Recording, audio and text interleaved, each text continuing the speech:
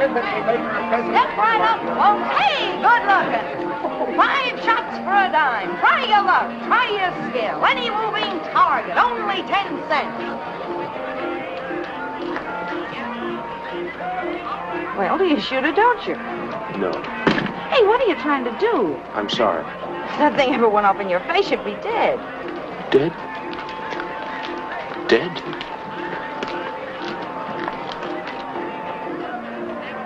Say, maybe you can help me. I'm looking for someone. 5 shots for a dime, mister. That's all we sell here. His name's Alfredi. He cast my horoscope. Please tell me what it is. Look, chum, I don't know you, Mr. Alfredi. People around here come and go too quick. How long ago did you see him? How long ago? I don't remember. What street is this? Davis Street, just off Garth. What's the matter, you a stranger here? Davis Street. Have you ever seen me before? Oh, no.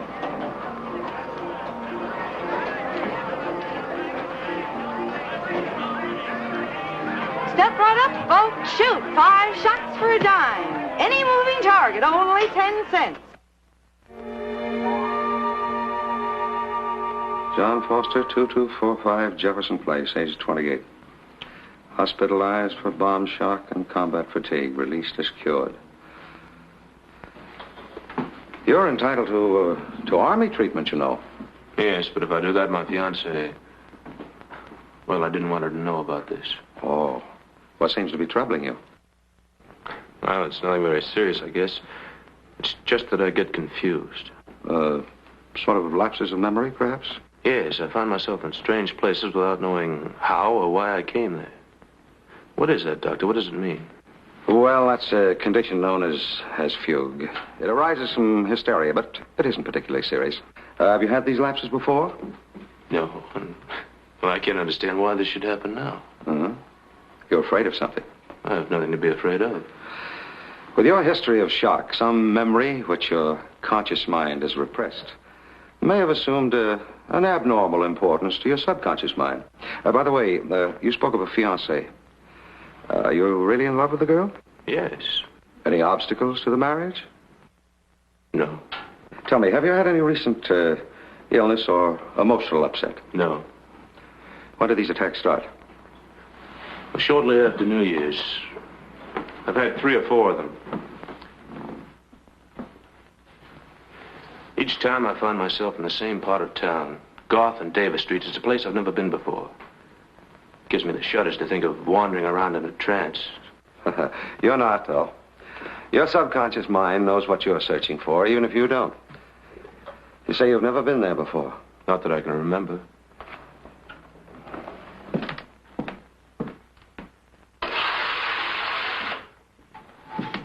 What now, Doctor? I'm going to try and find out what you've forgotten about Garth and Davis Streets. Will you sit in that chair for a moment, please? All right.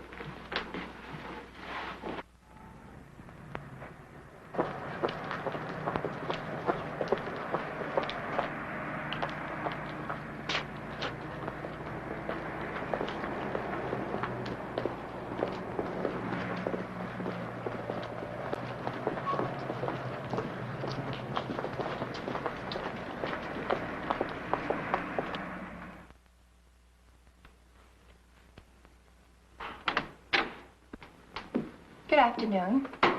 Good afternoon. May I see Dr. Ordway, please? It's very important. I'm sorry, Dr. Ordway isn't seeing any more patients today. Oh, I'm not a patient. Oh, you are Dr. Ordway, aren't you? Yes. May I see you for just a moment, please? Well, it's after hours. I'm sure Miss White can give you an appointment for tomorrow. Oh, this is very urgent. Please, it can't wait. Very well.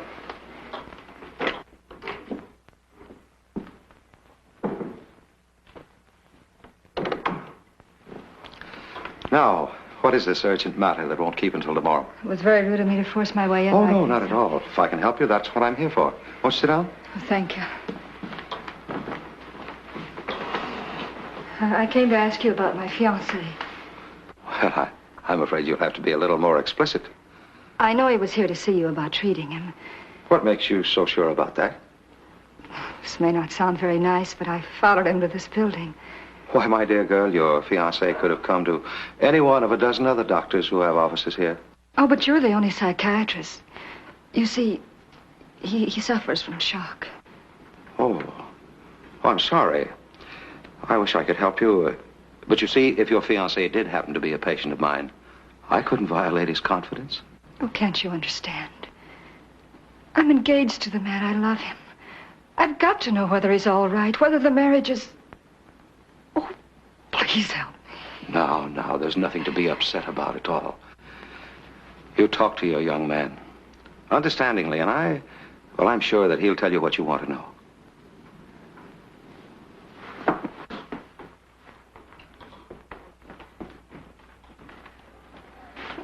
Dr. Ordway, please don't tell him I was here.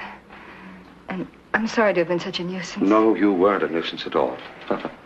Goodbye. Goodbye.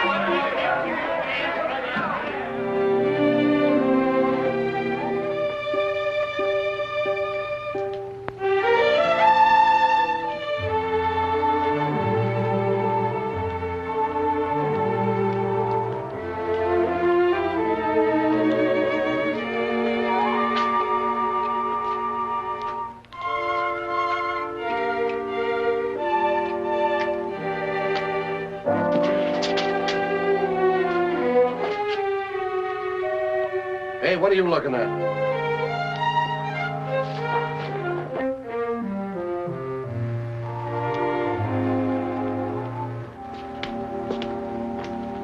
Good evening, gentlemen. You got a light? I'm just 2 drinks behind your pal here.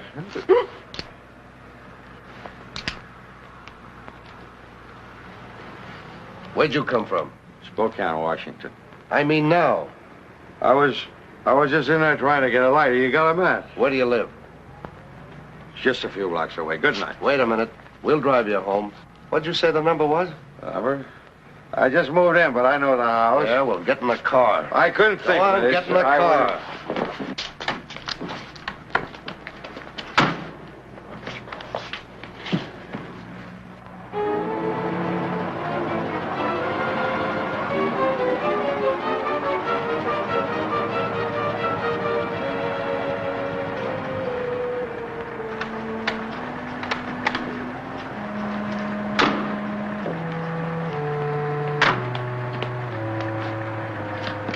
Sure this is the house? Sure, I'm sure. Don't you see? They left the lights on for me. Thanks for the lift. Good night. Come on.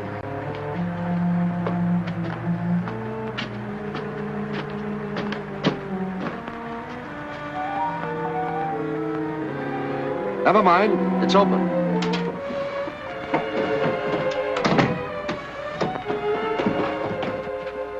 Who are you? What do you want? There's been a murder committed. Where's your telephone? There.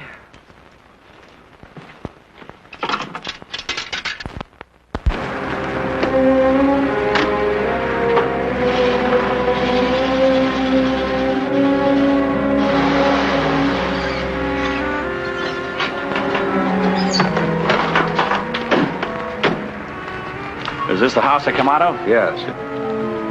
You get the license number on their car? No, the plates were covered with mud. Did you ever see the dead man before? Oh, yes. He was a patient of mine. Do you have any patience to stay out of trouble? I'll ask the questions, Bradley. Don't let anyone leave here, Reynolds. Come with us, Frazier. Yes, sir.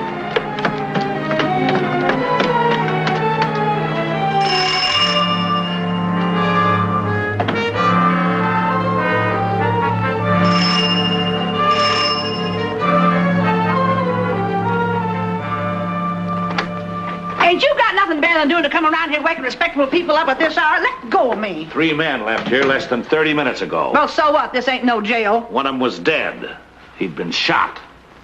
You must have let them out because you turned off the porch lights after them. Porch light? Oh. Yes, I did turn the porch light off. I found I left them burning by mistake, but I didn't see nobody, and I didn't hear the door close. I don't suppose you heard a shot either. Shot? There'd been no shooting in this house. Where's your room? Well, it's down the end of the hall. Have a look, Bradley. But it's in a kind of a mess. That's exactly why we're going to have a look.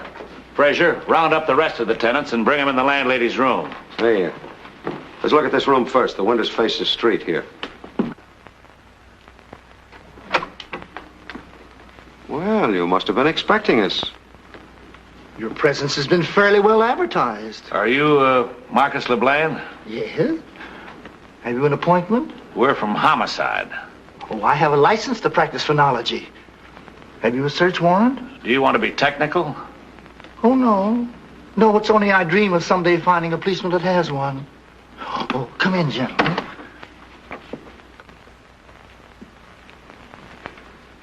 Have you noticed anything unusual tonight? No. How long have you been asleep? Oh, since 10. 2 men drag a body past your door, down the stairway, across the sidewalk, right under your window, and you didn't hear a thing? No. And I'm a light sleeper. Maybe your hair was in your ear. What's this in here? Oh, excuse me. My bedroom. Did you ever go by the name of Alfredi? No. What are you driving at? Well, I'll explain that to you later. You gentlemen have something you want to discuss in private. Please go out in the hall. I want to get back to sleep. You're not the only one. Come on now, tell us who those men were and we'll let you crawl back in your nest. But I tell you, I never saw them, honest. Well, that seems to be his story. He's sticking to it. Come on, come on. Oh, no. We're ready for you, Inspector. Okay, just add this to your collection. Might at least let me get my necktie. See you in a minute, Bradley. How long was this man a patient of yours? He came to me about a week ago. What's his name and address? He called himself John Foster, but I don't believe that was his right name. Why not? Well, because he didn't keep his second appointment with me. I tried to get in touch with him, but I found the address he'd given me was non-existent, so, well, the name was probably phony, too. Maybe the whole story is. No. Most psychiatric patients are secretive. They're afraid for a mental condition. What do you think caused his condition? Well, I found out that several years ago he came to this neighborhood on a slumming party, and he had his horoscope cast by a man named Alfredi, who told him that he'd meet a violent death this year. Sounds like a lot of malarkey to me. Come on, let's go and see what Bradley has rounded up for us.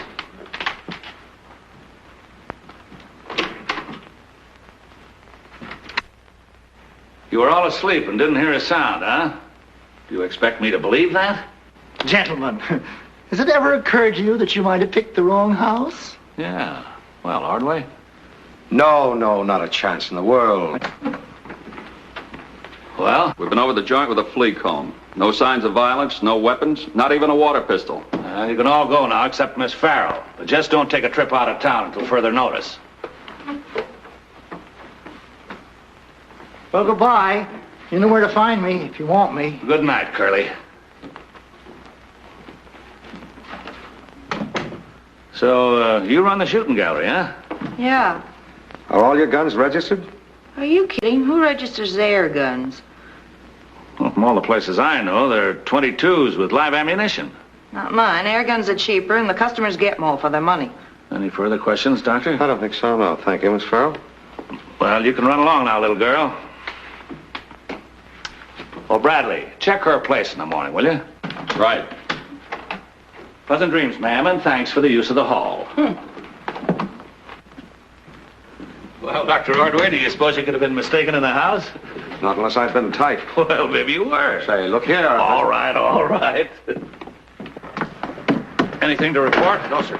What's down that passageway there? A bunch of garbage cans and a 7-foot wall. Make a thorough check of the neighborhood in the morning, will you? Right. I'm going home and get a little sleep. Can we give you a lift, Doctor? Yes, I'll go along, thanks.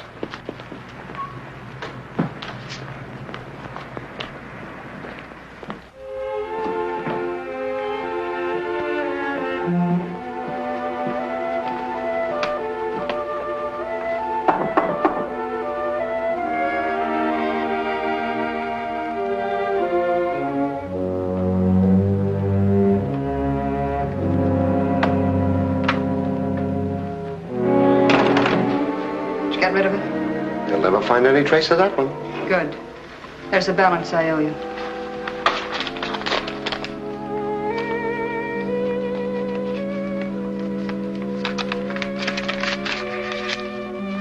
Hey, you'll have to do better than this. Not another cent. I've already paid you 3 times your original price. Let's not talk about the original deal. The bargain you made with Alfredi didn't include any partner murder, but this is just peanuts. That's too bad. It's all the money I have. Yeah, well, you'll have to double the ante and like it. We found out your family's rolling in dough. They wouldn't give me a nickel. They might, if they knew it was to save you from the hot seat. Tell anyone about me, you'll only involve yourself. Yeah, well, there's ways of doing those things. And don't forget, we just gave you a hand with the cleanup. We didn't kill anybody. Neither did I. I'm protecting someone, remember? Get the money from him, huh? We don't care who pays it. We come back for it tomorrow night.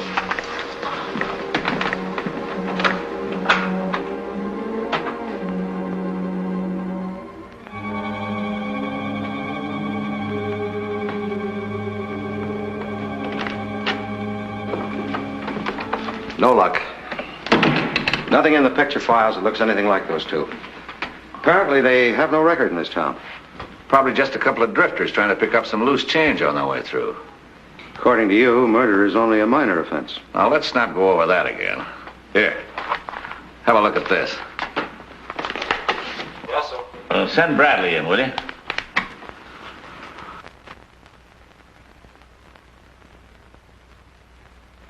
Dr. Robert Ordway was gained wide fame as a crime doctor because of his spectacular work in assisting the police on many homicide cases. Last night was involved in one of the most fantastic wild goose chases in local history. Up to this time, there's been no signs of a body, murdered or otherwise. Can this be an elaborate rib on the police department? Or is the eminent crime doctor in need of a good psychiatrist? I'd like to get my hands on the smart boy that wrote that. Now, don't let it get you down. The police department has to take these things all the time. Well, I'm not the police department. I don't think it's funny. Oh? Good afternoon, Dr. Ordway. Sent for me, Inspector? Yeah. Tell the doctor what you found out, Bradley. Oh, we checked the whole neighborhood, right down to the cop on the beat. Found nothing. We even climbed over the wall at the end of that alley. There's only an old house there that's been boarded up for years. Not a sign of life. Believe me, Ordway, this is no case for homicide. In the dark, you could have easily mistaken a cut or a bruise for a bullet wound. Your young friend was just tapped with a blackjack and rolled. I bet when he sleeps off his headache, he'll come in and make his own complaint. All right, have it your way, Manning. I believe there's another answer to this, and I'm going to find it. That's your pleasure, sir. And when you find it, let me know. Sorry, boys, I'll have to work. Come on, we need to knock off for a beer. 2 beers. 5 shots for a dime, Sybil. That's all we sell here. Shoot, step right up, folks. Try your skill. Only... I'll try. Joe. Thank you. No, I changed my mind. I'd rather use a pistol.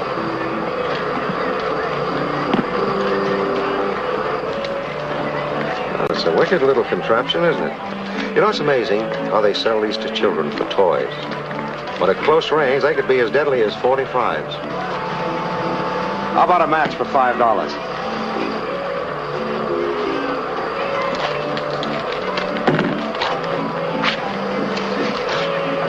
Go on, show me what I have to beat. Oh, no, go ahead. You shoot first.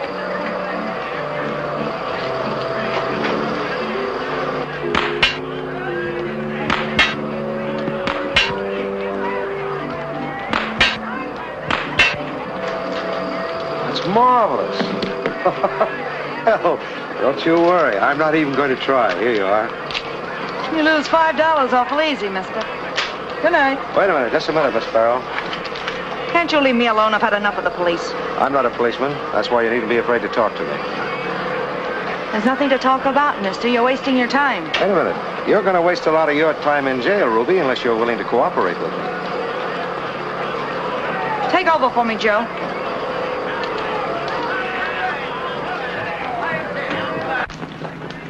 How do you like that? With him, she'll have a beer. So I'll row you around the lake. so how do you figure the law can pin anything onto me? By simply following a straight line of reasoning. A man was killed in the house where you live. No one heard a shot. You run a shooting gallery on Davis Street. You own air guns, which don't make any noise. The man kept coming to Davis Street, and he was killed in the house where you live. Sort of ring around the rosy, huh? With me in the middle. Look, Dr. Ordway, I read the newspapers. Nobody but you thinks a man was killed. That article was published deliberately in order to make the killer believe he's safe. Thank you. By the way, how do you keep track of your air guns? How would you know if one was missing? I count them every night. Mm-hmm. How many have you? More than enough for the trade I've got. And you haven't missed any lately? Once in a while, some kid'll lift one. Mm-hmm. Do you report the theft every time? Why should I? Who cares about a pop gun? Wait a minute. I'm afraid the police wouldn't accept that excuse. I don't care whether they do or not. If they were really smart, they'd concentrate in that vacant house on Dexter Street and forget about me. That's all right. They've already been there this morning. And they didn't find anything? No. It's boarded up tight and quite vacant. Well, it wasn't vacant last night. I can see it from my room. There was a light coming through the shutter, like somebody walking around with a candle. Why didn't you tell us this before?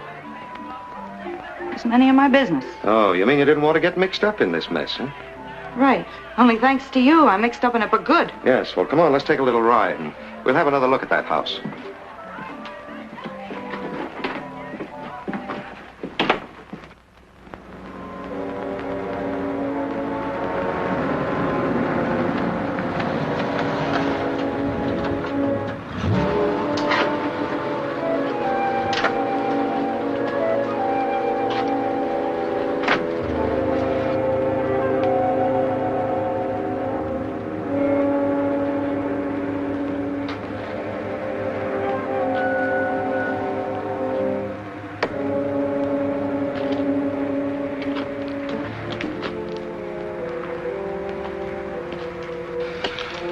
The mission stays open all night. If the murder was committed in this house, they had to take the body out the back way. Over the wall and down the alley past the rooming house. That's right. Have you ever noticed lights in here before? No. You're not going in there alone, are you? Why not? If someone only borrowed them to commit a murder, they're not likely to be hanging around. Oh, but hadn't you better phone the police? Got a search warrant or something? No, I won't be charged with illegal entry. You wait here.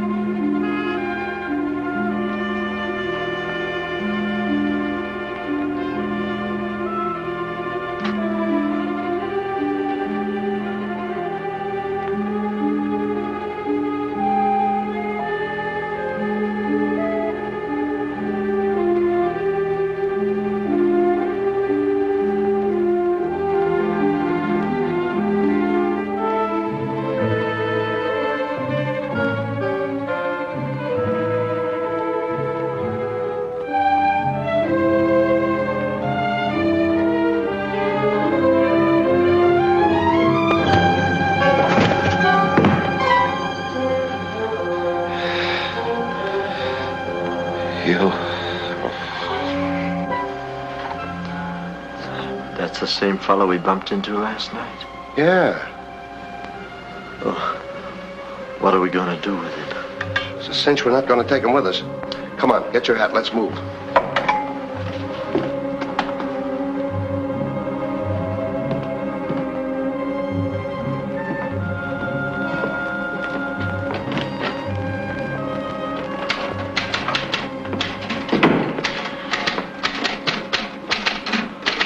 Hello, Ordway. How do you feel?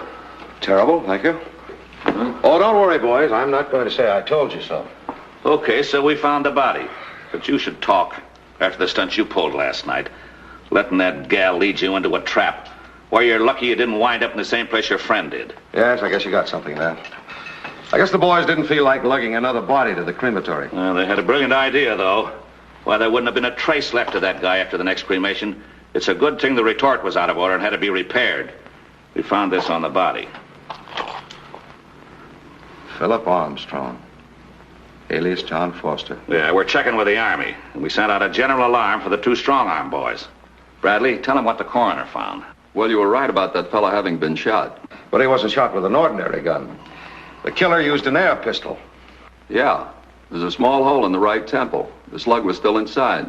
Came from a pop gun, all right. We picked up the shooting gallery dame, and we're holding her on suspicion of murder. Hello? No, this is Bradley. Okay. We went up to the Dexter Street house and found them living there. They must be from out of town and had no place else to go. Is that the city clerk giving you the dope on the house? Okay, thanks. Yeah. The owner's name is Gerald Cotter. He lives at 1900 Fenway Road. Well, we'll go around and see Mr. Cotter and ask him some questions. I don't suppose you feel well enough to come along, Ordway. Well, you try and stop me. We'll be delighted to have you.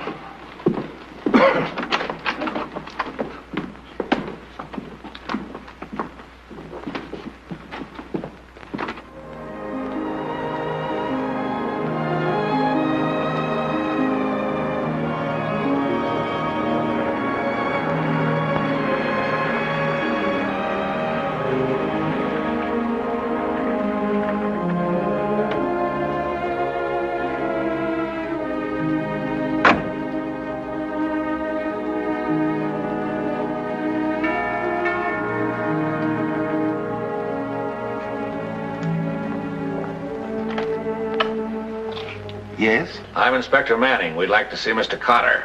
Won't you please come in?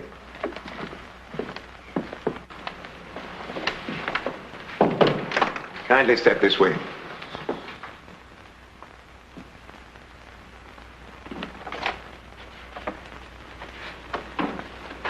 I'll tell Mr. Cotter you're here. Yeah.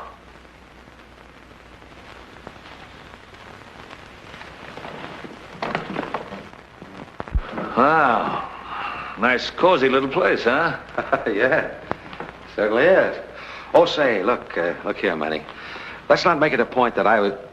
Well, you know, it wasn't exactly legal breaking into that man's house that way. If he wants to charge you with housebreaking, I can't stop him. But don't worry, I'll get you a nice, comfortable cell. Oh, thank you. Thank you so much. All right. You wish to see me? Are you Gerald Cotter? Yes. I'm Inspector Manning. This is Dr. Ordway.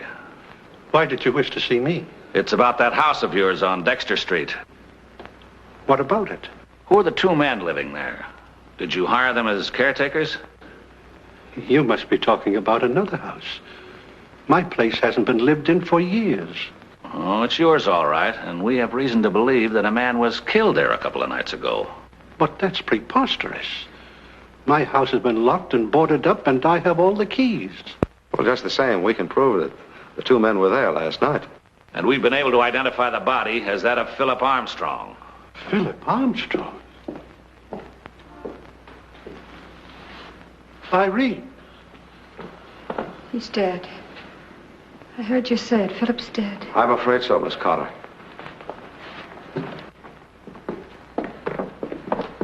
Martha.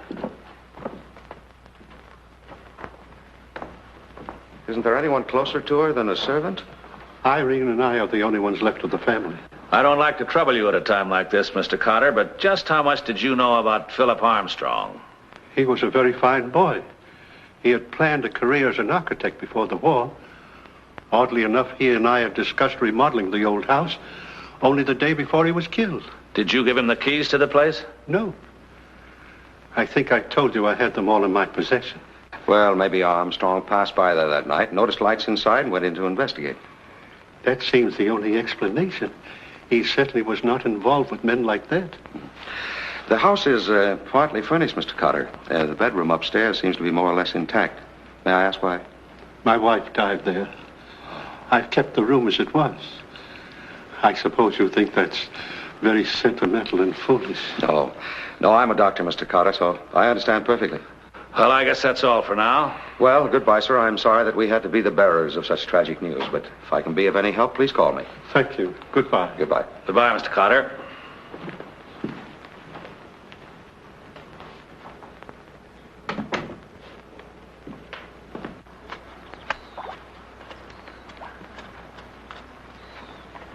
No one allowed on these grounds. This is private property. That's okay, Pop.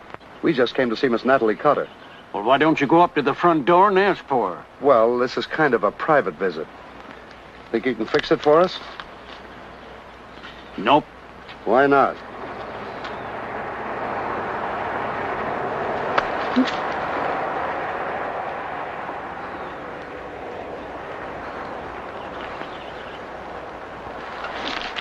I asked you why not. Because Miss Natalie ain't here. She ain't been here for 3 years. Now, you better clear out of here. Maybe the old guy's telling the truth. Yeah, maybe.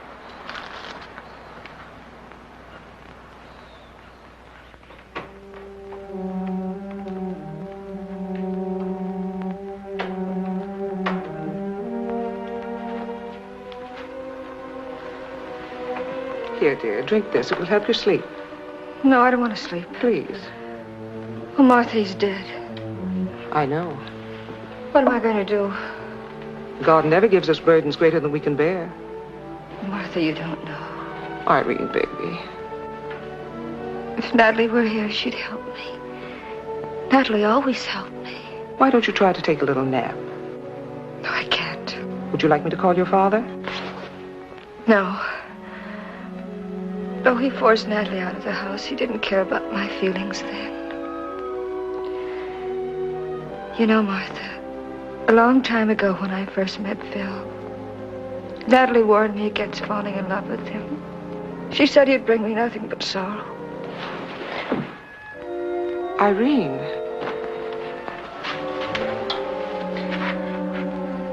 I'm going out.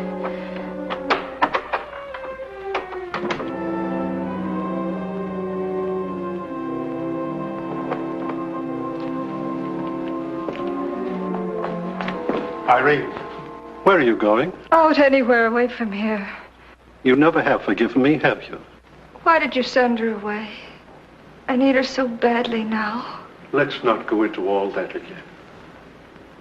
That's right. You'll never really understand what you've done to me.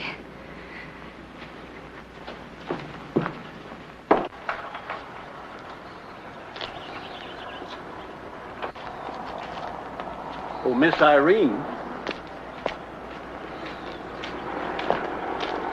I heard what happened. I'm awfully sorry. Thank you. Do you think I could see Mr. Cotter now? Why, Tom?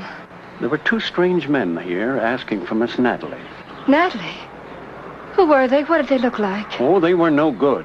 They even tried to get rough with me, but I drove them away.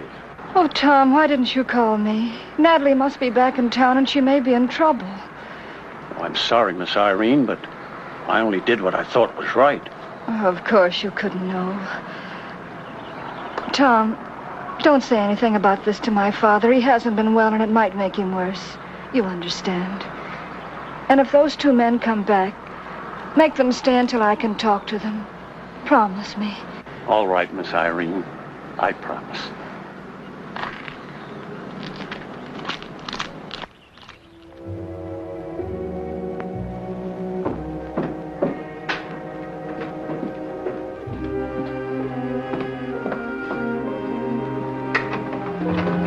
It's about time you showed up.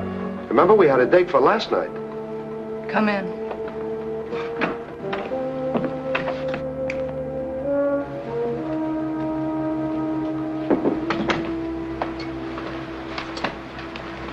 We thought maybe you ran out on us. Really? I thought you'd be doing the running. Have you got the money? Nope. Did you go see your old man? Sure. She's lying. We were there. You shouldn't try to fool us. What did you expect to gain by snooping around my father's place? You read the papers, don't you? After last night, this town is too hot to stall any longer. If it hadn't have been for your stupidity, the police never would have known there'd been a murder. Save it, save it. I know what you're trying to do. But look, sister, if we have to blow town without that dough, okay. But from somewhere along the road, there'll be a phone call to the cops that'll put you right in their laps. You'd do that, wouldn't you? All right. No use getting upset about it. I'll get you the money somehow. Well, that sounds more like it.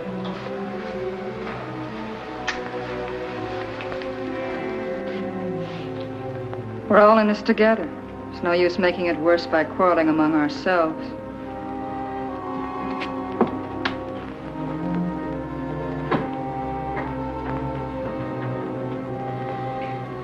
I'll fix you a drink.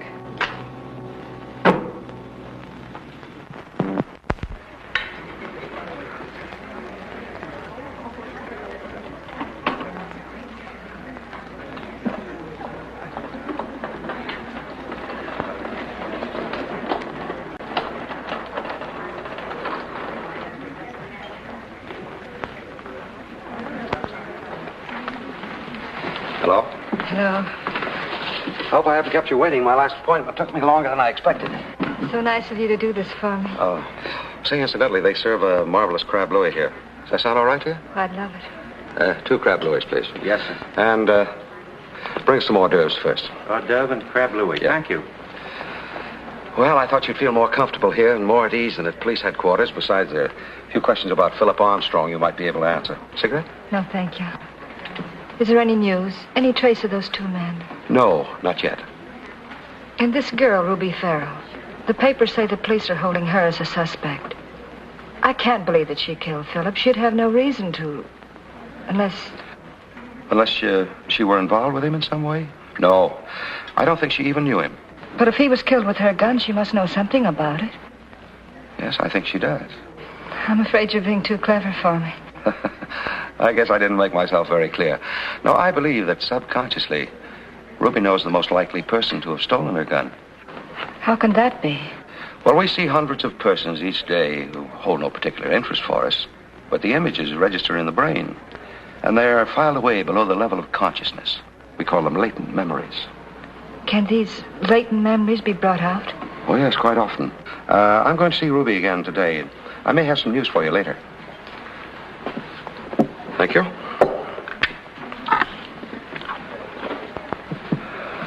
You seem to have stood the shock remarkably well. I don't know that I have.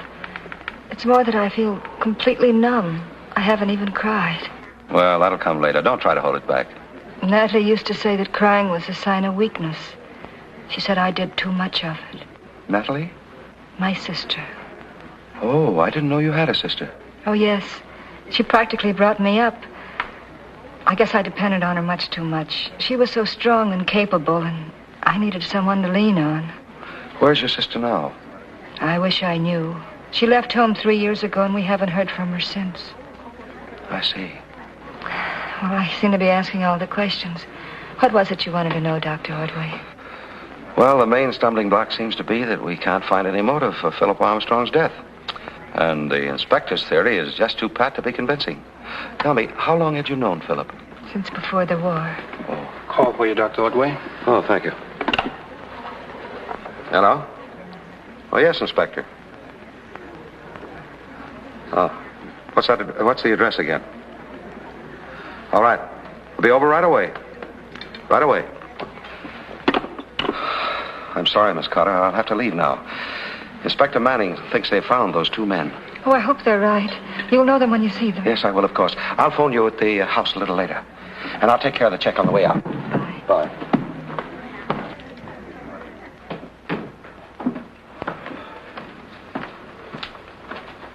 No smoking, Dr. Ordway. Still danger of an explosion. Oh, thank you.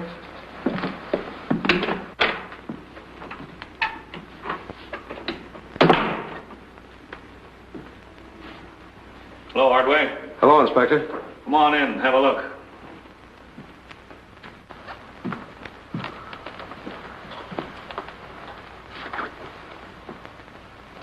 Yes, you're right. Those are the men. The medical examiner said they died from asphyxiation, but the janitor told us when he came in around noontime that the gas valves on the living room heater were wide open. Well, maybe the boys got so drunk they forgot to light the gas after they turned it on. That's what we thought at first, but there seems to be one thing that just doesn't jibe. What's that? These guys didn't live here. The janitor never saw them before. He rented the apartment to a woman who minded her own business. These are smartly tailored, but there are no store labels on them. Yeah, no laundry marks on these things, including the gloves. Well, Bradley. Yes, sir. Gather this stuff up and bring it down to headquarters, will you? Yes, sir.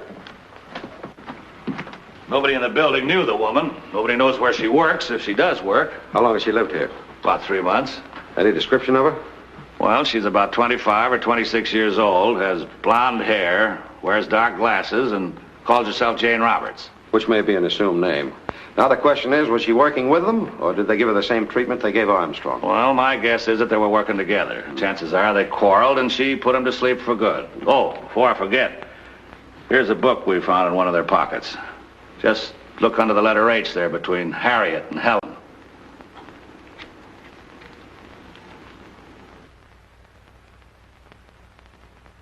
Alfredi. Yeah, I remembered that routine you gave me about Armstrong and his fortune teller, and I thought it might interest you. Well, you can say that again. I'm going to have him picked up. Why don't you come down to headquarters with me now? All right.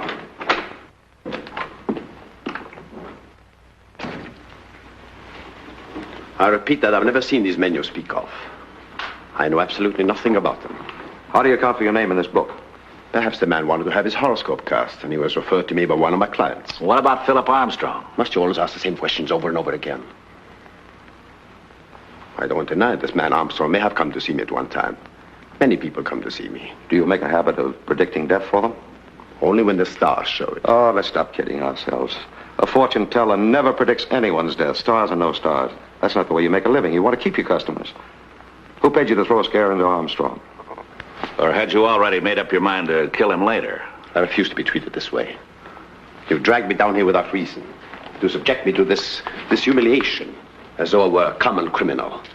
Bradley, hold this man till we complete a check on him.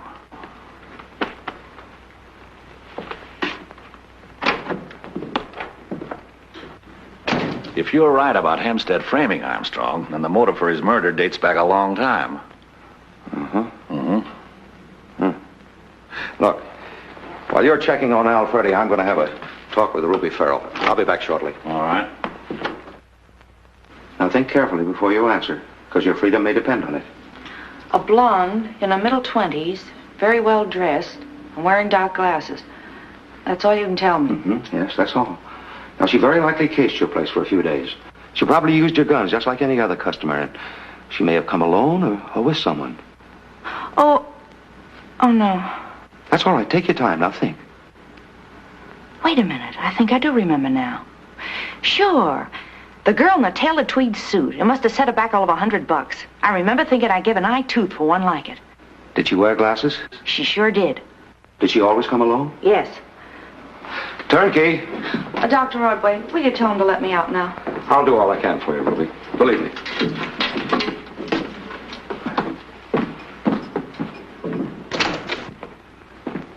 Anything in the files on Hempstead? Not yet. How'd you come out with Ruby Farrell? Well, I gave her a description of the woman we're looking for. Ruby said she came to her place several times. Well, that's something, but it doesn't give us much to work on. No, I know. I've got a hunch that Alfredi knows more about this than he's willing to admit. Uh-huh. Let's see if we can't bluff it out of him. All right. Yes, sir? Bring Hempstead in again. Right. Sit down.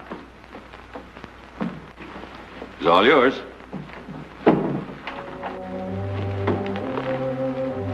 Mr. Hempstead, we find that we have no charge against you at this time. I'm glad to understand that. Yes, but we feel that you've not taken us into your confidence. But I've nothing to tell you. When we mentioned the fact before that 2 men were found dead from asphyxiation, we omitted one little detail. Namely, they'd been murdered. Oh, now, we don't mean to insinuate that you had any direct connection with their deaths or the death of Philip Armstrong. No, we know that all 3 were killed by a woman. The last 2 victims, for a very old but very good reason, they knew too much. What you must consider now is this. If this woman believes that you have any information at all concerning her, is she going to let you remain alive? Now, you can take your own chances, of course, but remember this. She's already silenced 2 witnesses. Yeah. All right. I don't know anything if she killed my friends and she lied to me. She got me to dismiss over Armstrong. Then you admit your connection with his murder. Certainly not. I only sent the boys to throw a scare into him. Oh, just rough him up a little bit, huh? That's what she told me she wanted them for. And you believed her? Sure, she had a good reason. Yeah, the same one she had before, I suppose, when she paid you to cast that phony horoscope. Yes. She said Armstrong was just a chiseler, and all he wanted was her sister's money. Sister? Yeah, wait a minute. Now I can tell you her name.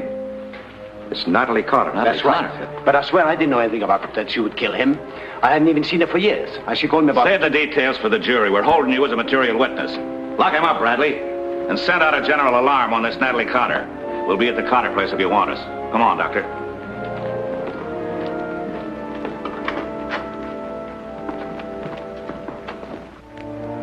I can't believe what you say. I won't believe it.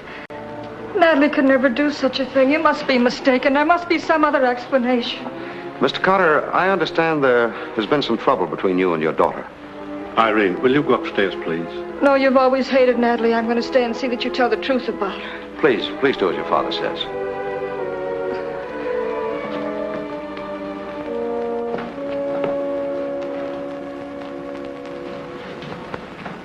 From childhood, Natalie exercised an extremely jealous and possessive control over her sister.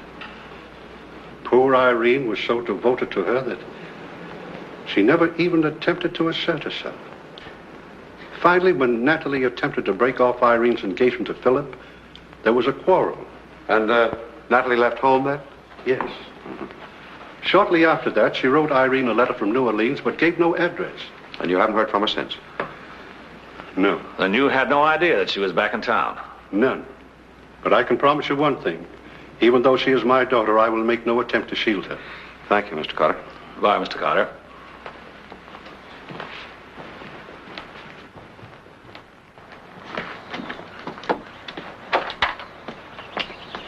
I don't think I'll go back just yet. I want to prowl around here for a while. What's the matter? Don't you trust the police department?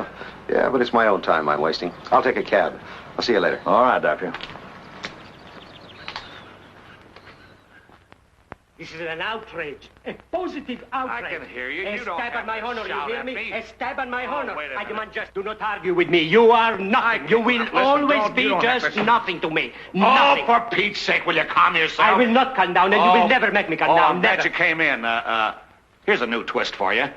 Meet Mr. Herrera from Haiti. This is Dr. Orr. I do not care who he is. I will tell him too. I will tell everybody. I will sue you. I will sue your police department, your radio, your newspapers. What's this all about? This afternoon, as I sit in my hotel room, I hear from your radio that you are accusing my wife of murder. Your wife? You are searching for her. You want to hang her. And all the while, my poor Natalie lies dead in her grave. Wait a minute. Let's get this thing straight. You're the husband of Natalie Cotter. Si, senor. For 2.5 years, I am her husband. And you say she's dead? 6 weeks ago, I buried her. I just arrived in town today to inquire about her estate. Have you been in touch with her father? No. Why not? Because first I want to see a lawyer. And now I will see many lawyers, many lawyers. Is my poor wife to be accused of murder while she's up there among the angels? Am I to receive this insult? Listen. From what we know, Natalie Cotter isn't sitting around with any angels. And she'd just love to have us think she's dead, because then we'd stop looking for her. Are you calling me a liar? Oh, wait a minute. Wait a minute. The inspector may seem a little blunt, but he has to make sure you're telling the truth. I will make you pay for this. I will make you pay and pay and Bradley! pay. Bradley! Take this man out of here and hold him till we check on his story. Right. I will sue Come you. along. I will sue you. I will sue you. All right, sue me. Hey, if that guy's right, do you realize what he could do to me? Oh, but he's got to be lying. Don't you think? Why, too many people have seen the woman. Now, look, relax, Manning, will you? I have a hunch that you'll be able to take Natalie Cotter into custody by tonight. Now, I'll phone you later. Ordway. Oh, so sue me.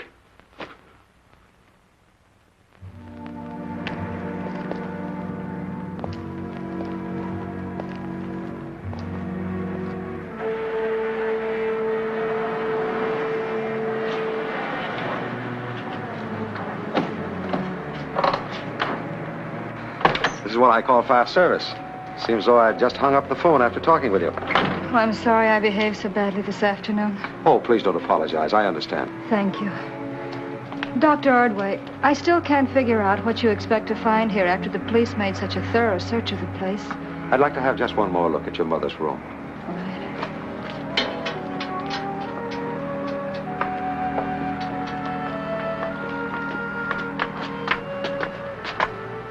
I thought the police were going to keep watch on the house. No, they've written this place off their books.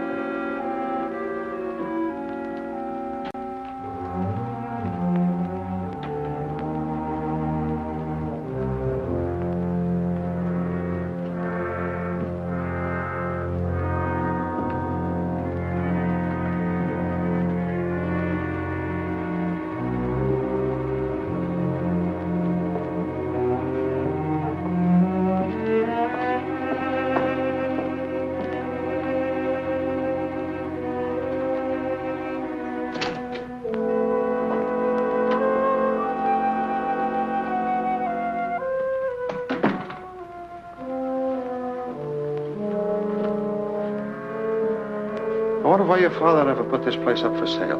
For sentimental reasons at first, and later on because the property lost its value. I know he'd sell now. If only Philip had lived. They had some plans for remodeling the place, I believe.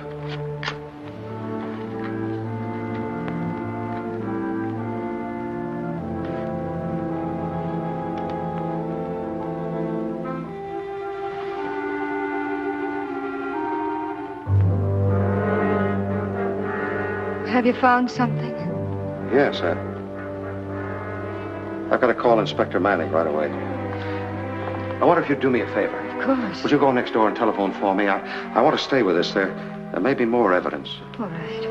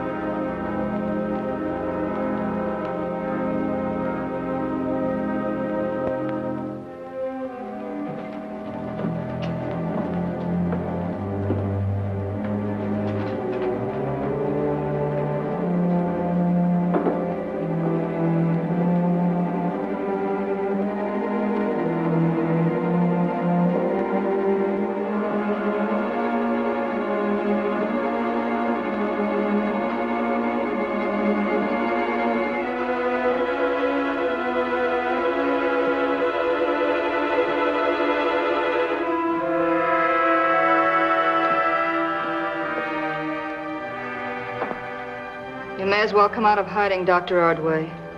Saw you walk in here with Irene.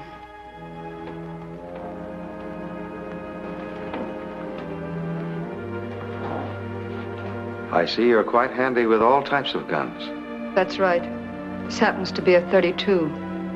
I knew I couldn't come as close to you as I came to Philip. Turn around, walk towards the door.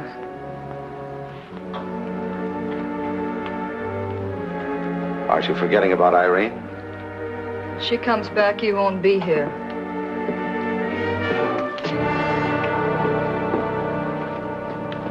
Light those candles, Bradley. That was perfect timing, Manning. The signal came through the shutters okay. We saw the light go out. Your husband will be glad to know that he was mistaken about your death. He wasn't mistaken. What do you mean?